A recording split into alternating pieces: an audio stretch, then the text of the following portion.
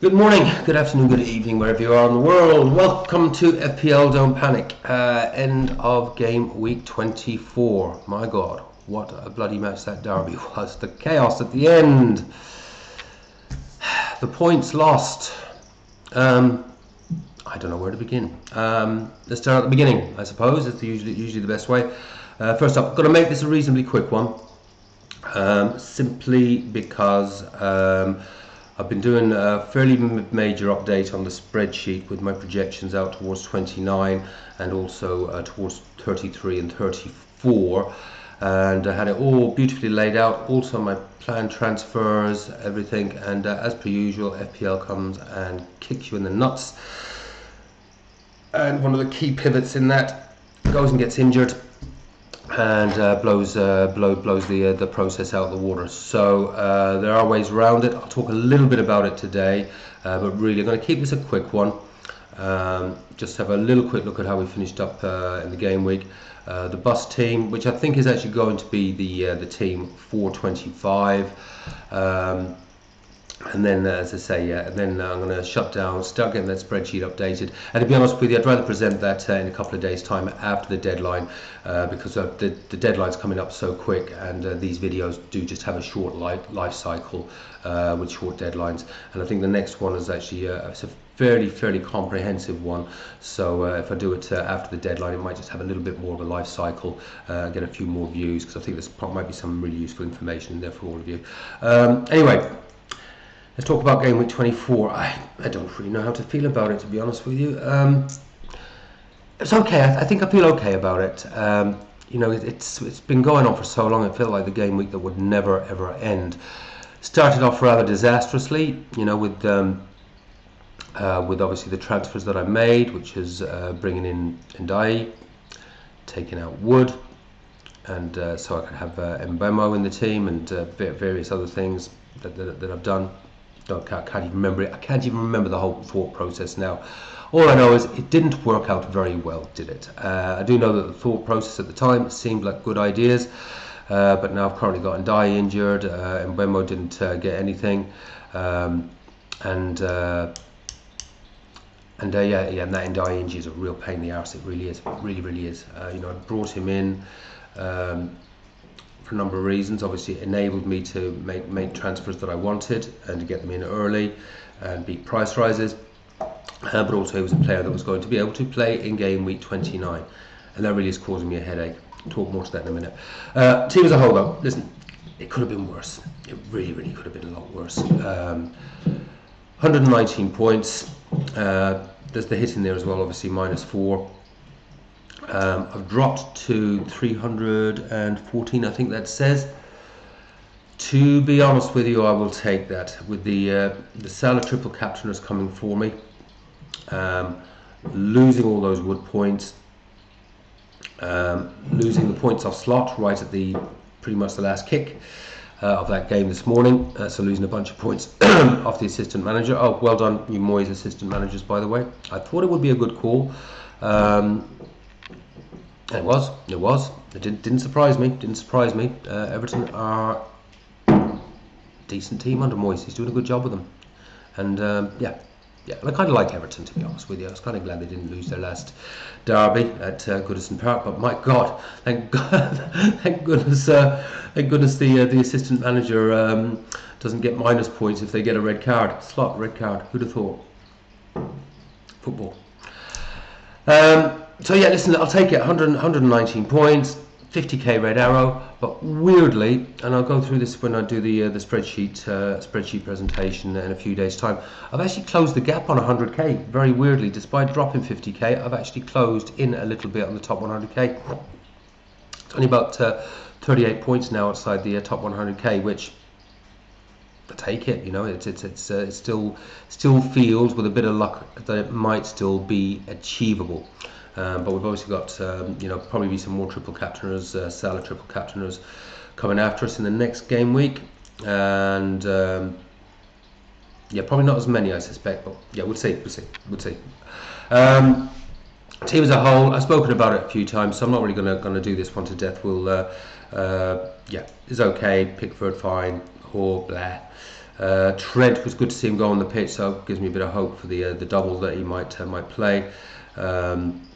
Yeah, listen, that's the team. It's really sort of the stuff from this morning. Didn't get too much out of it, but I only dropped, which really surprised me, to be honest with you. I only dropped by a further 10k after the games this morning. That really surprised me when I checked the positions.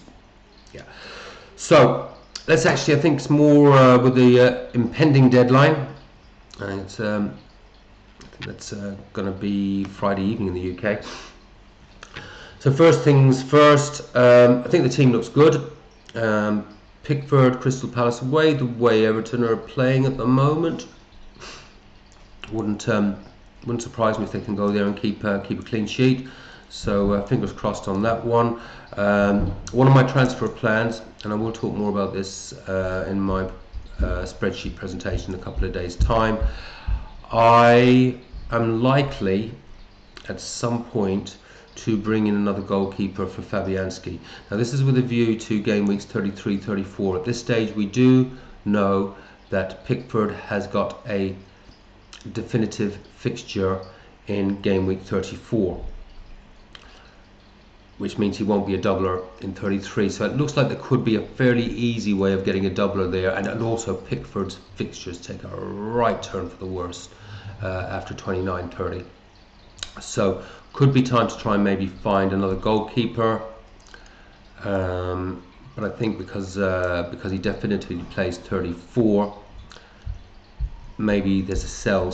Forest are one of the favourites to get through to those FA Cup quarter-finals at the moment, so maybe that could be a time to have a little look at sells. Story for another day, but again, just something to have in your own thinking, depending on who you've got in goal, who's definitively going to be playing in 34, and because a nice easy goalkeeper doubler could be a good one to have a look at when the opportunity arises at the right sort of budget price. Gabriel, Leicester away. Gabriel is not doing very well now. He needs to start returning. They've got some decent fixtures. He could be one of the make weights at some point for a transfer. At the moment I intend to hang on to him to 29 at the moment. Trent, good to see him on the pitch at least, and I'm hoping obviously that he can start both of these fixtures. Trent will almost certainly be going. Trent's averages are not that bad, but they're not that great either. And although, yeah, nice to have a defender that's, you know, making that 5-6 point average that I ideally look for, I think the money can be better used elsewhere. And that elsewhere, spoiler alert, is I am very likely to bring in Haaland. I've just got to work out now, this Ndiaye injury does actually mess things around a little bit. My original plan is, you have to see how that plan change would have been to, Trent would have been moving out for something in the sort of Castagna price range in that area. It may even have to be a Greaves, just depending on price changes. Greaves' average numbers are not too bad, and he would obviously be bench fodder most of the time anyways. But I'll see who's looking like the right defender to bring in and around that price point, because that will allow me to upgrade Watkins to Haaland. Haaland's numbers are good. I said in a video a wee while back that I don't really care how many goals City concede, and they will concede goals. They're shocking in defence as long as they score goals. Proven again, Real Madrid 3, City 2, Haaland's got 2 goals. He's been returning reasonably nicely over the last 5 or 6 game weeks. They're going to be coming in, we'll see how he obviously goes in this coming game week, but they do actually have a really nice fixture turn, and without ruining the integrity of this team, of what I've got, I can get to him. And do I think that a Haaland Castagna, if that is the double that I do, and bear in mind I have other defenders to rotate in there, doesn't mean Castagna's going to be playing all the time. You know, I've got the likes of Milenkovic and Hall at the moment. Is that going to outscore the other combo? Pretty confident it will.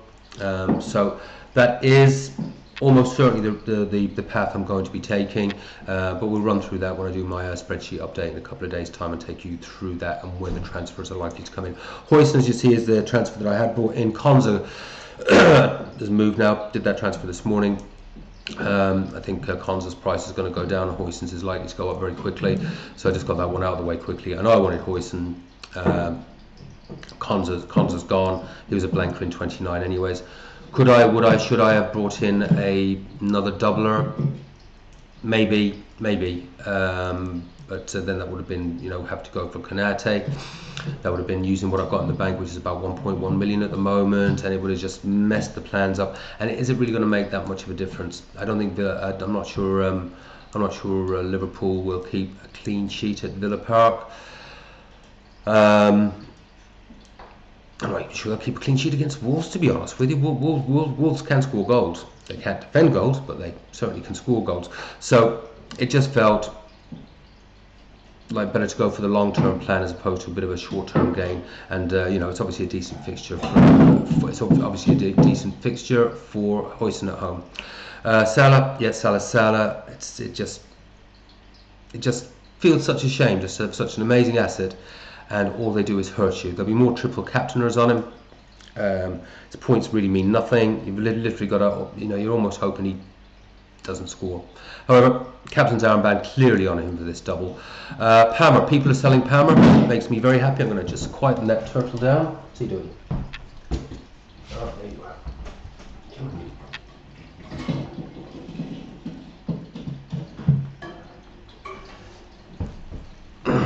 Just typical of him. Should I captain Palmer? I don't think so.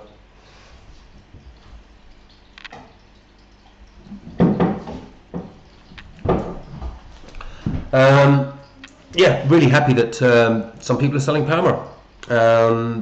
His numbers are not as bad as they might feel. You know, he's had you know, a couple of 10-point returns in the last 5. He returned, I think he got an assist and some bonus points in his last match. There are some lovely fixtures coming up. Wouldn't be selling him. He can haul. He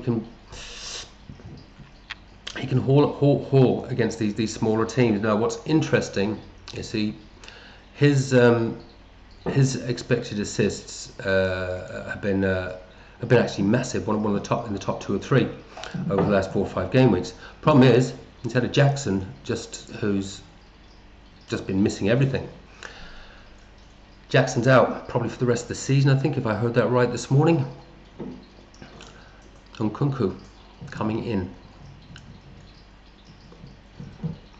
That would be my guess is what's going to happen. Does this change the dynamic of that Chelsea attack, and how does it change it? Is Nkunku now? I've been burned by Nkunku before, I think we all have. But if he's looked, some bits I've seen of him recently, but he's not been getting too much game time. He's looked a little bit sluggish, but I have seen him when he's just looked amazing. He's under 6 million, I think. Now, I don't think I'll be going there, but just want to keep an eye on that.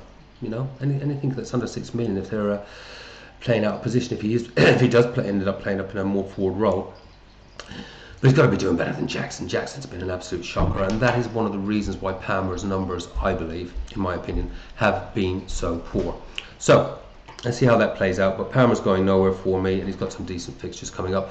And Mbeumo's one we need to see some points from. He's actually only returned in 2 of his last 5, but they were some difficult fixtures in there. There's a really nice run of fixtures coming up. I certainly won't be selling. Last time I sold Mbeumo, he destroyed me. So Dango's in. This is his first appearance in the team. I had him on the bench this week, just gone. Obviously Southampton, good fixture. That Bournemouth midfield does look awesome. Should I have paid the extra on Kluivert? Starting to have a little bit of buyer's remorse, if I'm being honest.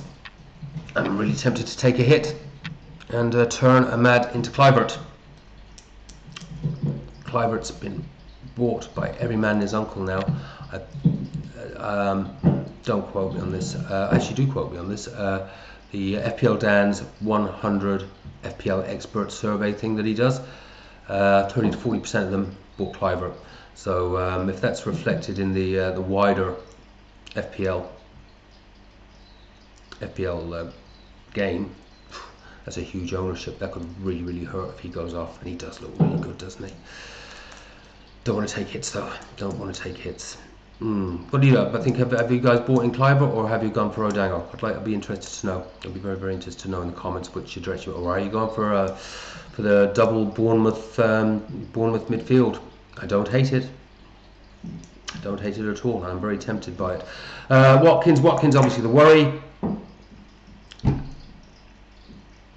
but I just have to go with it now. You know, obviously the Ipswich fixture, that's the fixture you want him for, but unfortunately that may be the one where he's on on limited minutes. We just have to wait and see. They'll be listening to the pressers with interest, just to see if we do get any information around that at all. Isak, now that's another interesting one, and again this does actually make me very happy. People are selling Isak. People are selling Isak for Watkins. It doesn't make any sense to me.